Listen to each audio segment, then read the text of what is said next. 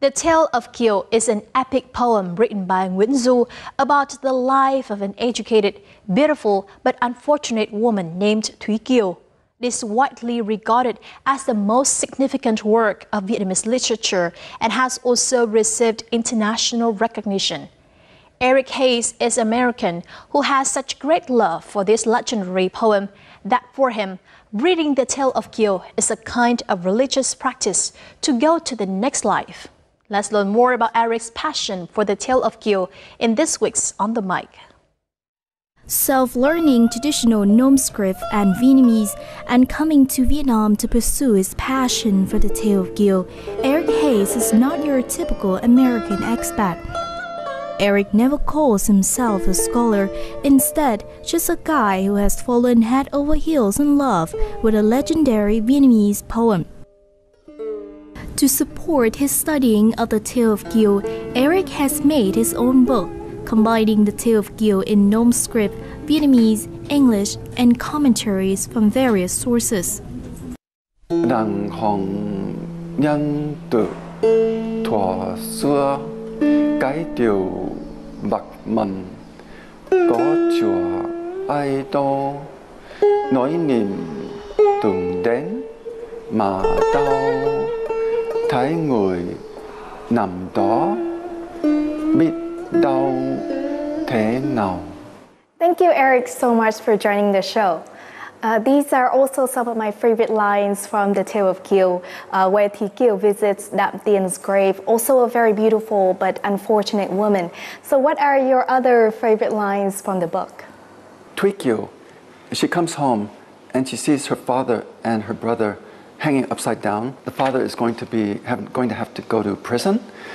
And so Kiều thinks there's no other choice, and she has to sell herself to which eventually turns out to be a brothel. And she's Kiều is lamenting about her own fate, how terrible it is. Phần sau phần bạc như voi đá đàn nước chảy hoa trôi lỡ làng ôi kim lan khói kim lan thôi thôi tiếp đã phụ For most Vietnamese, including myself, the Tale of Kiều is our pride and joy. But for you as an American, how did you come across the Tale of Kiều? I was used to reading Chinese characters, and then I learned about the ancient Vietnamese script, Chu Nom. So I started studying Chu Nom about 10 years ago or so as a hobby. And then the main classic of Vietnamese literature written in Chu Nom is the Tale of Kiều. And I started reading it, and I was just shocked at, I read it in English first, and I thought the English was like the most beautiful English I've ever seen. There were like birds and clouds and rivers and mountains and, you know, a young girl and a boy and love and breaking up and coming back together again. And the story itself was so exciting, and the English was, the language was so fantastic. I thought to myself, how could anything be better than this? And I started reading the Vietnamese language version, and I was just shocked like 10 times more.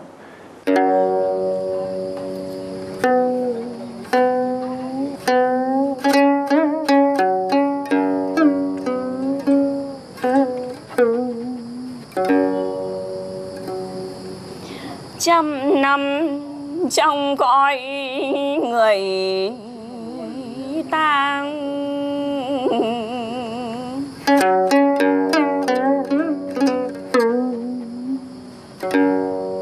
chữ tài chữ mệnh khéo làng ghét nhau.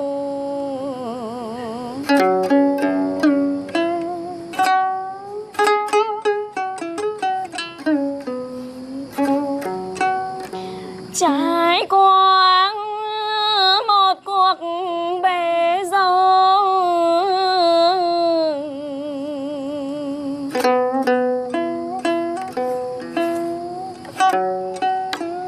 những điều trông thấy mà đau đơn lòng.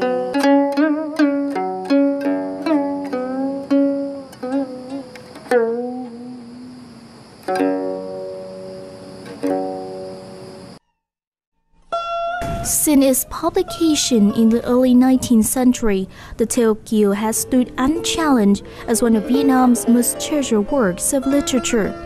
The book has also transcended national borders to conquer the heart of poetry lovers on all continents. French poet René Christophe wrote, The Tale of Kiều by Nguyễn Du is truly a literary masterpiece, comparable to any great works in any other countries during any periods.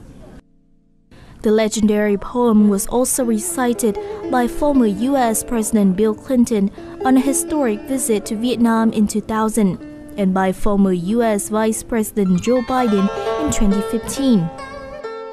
The great Vietnamese poet Nguyen Du had written, "Thank heaven we're here today to see the sun through the parting fog and clouds," because it is parting. We're here.